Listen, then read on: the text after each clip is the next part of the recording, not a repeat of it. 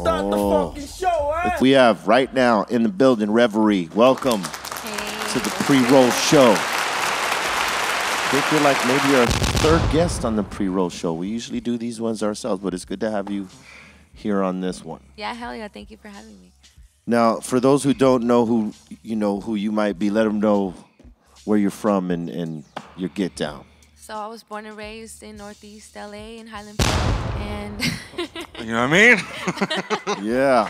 I make music for a living. I travel the world, and I make some dope ass hip hop. Yeah. Some dope ass hip hop. I gotta tell you, she spits venom. You know, dope songs and lyrics and the content.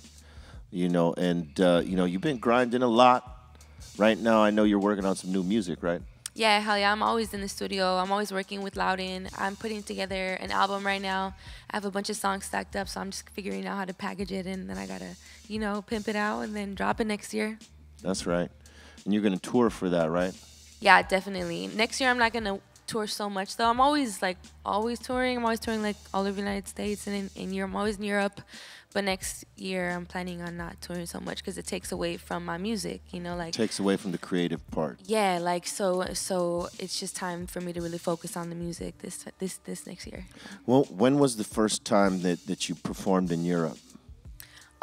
It was in October of 2013, I think. And what was 14. that experience like, going, because that was your first experience overseas, right? Yeah, that was my first time. Yeah, it was crazy. I went with my brother, with Loudon, and it was like, I think we had like 5 shows or something like that.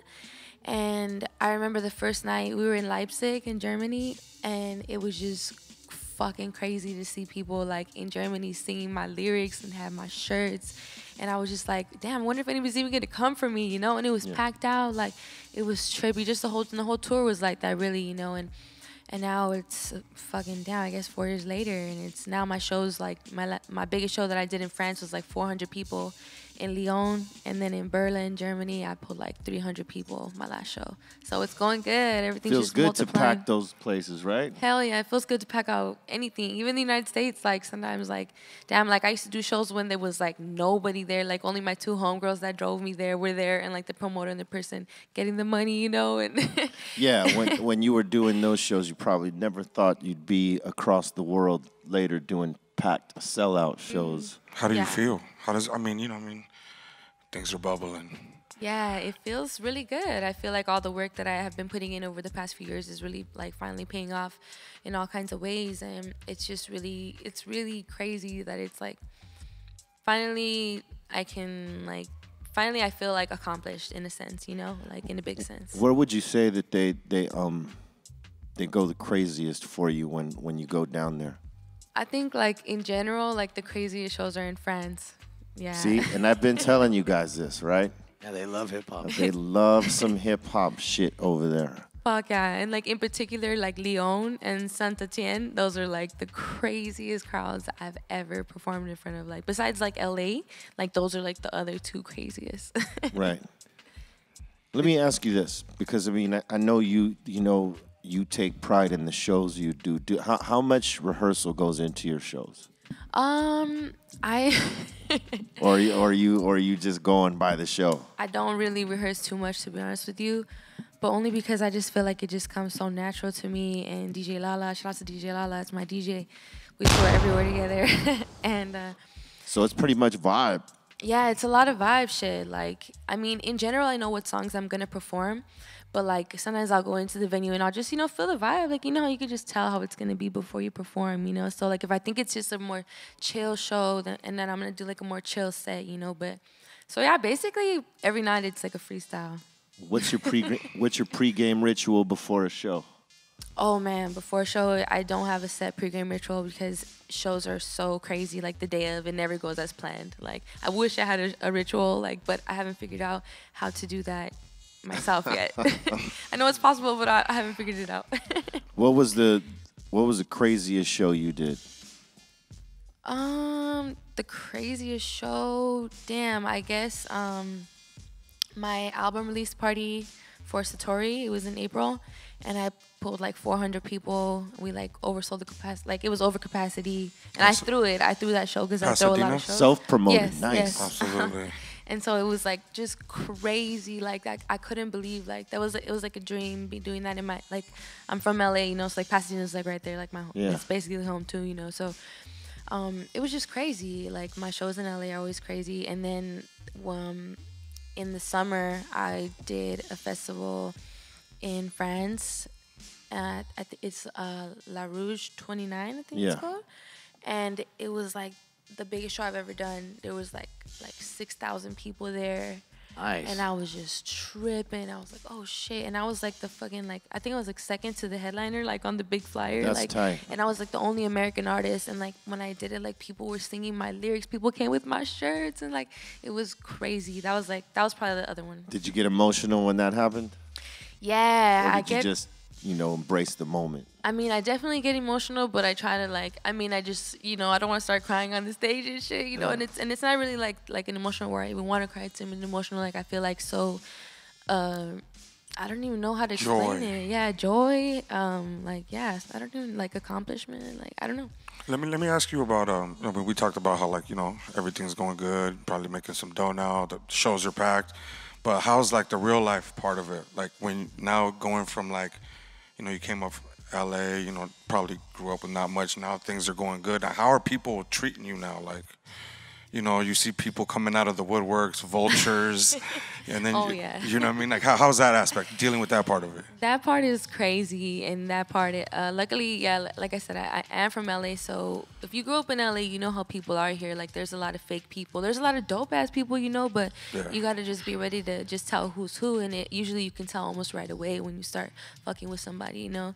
And, I mean, a lot of people are like just on the nuts now, you know, because I'm making moves and shit. And like, I understand like people, like obviously people are not gonna want to work with you if you don't have shit going, you know. Like I don't expect that, but like it's a different kind of, it's a difference when there's like respect from what you've done. When someone grows respect for you, then if someone's just trying to like straight use you and just like not give you anything in return and just like trash your name later when the opportunity arises, or like, you know what I mean, like shit like that. So, but I mean, it's just like that shit I learned when I was younger. You know what I mean? Like I learned like LA. Just growing up. Yeah, you learn a lot in LA growing up in LA. Like you learn fast. You learn young.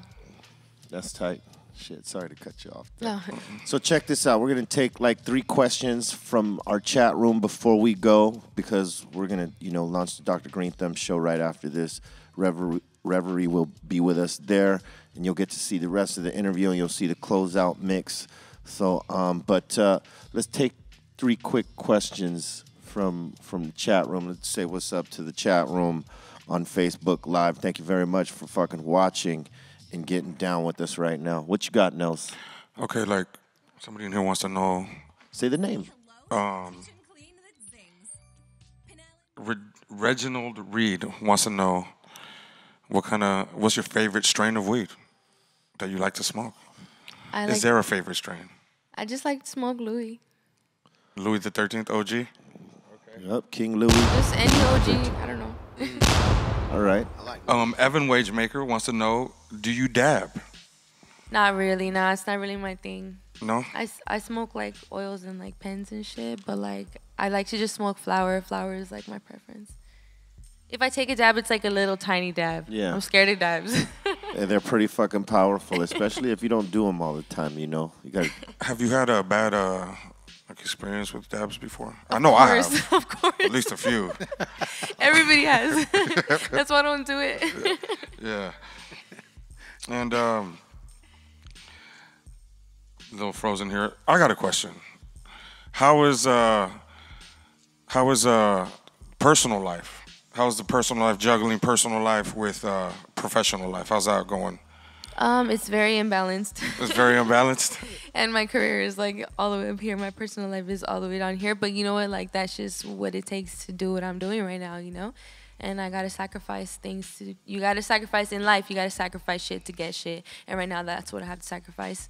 And I still have fun, don't get me wrong. Like I love my life. Luckily I get to work with my friends, so it's kinda like my work life is like with my personal life anyway, you know? So it's cool. Like it's, yeah.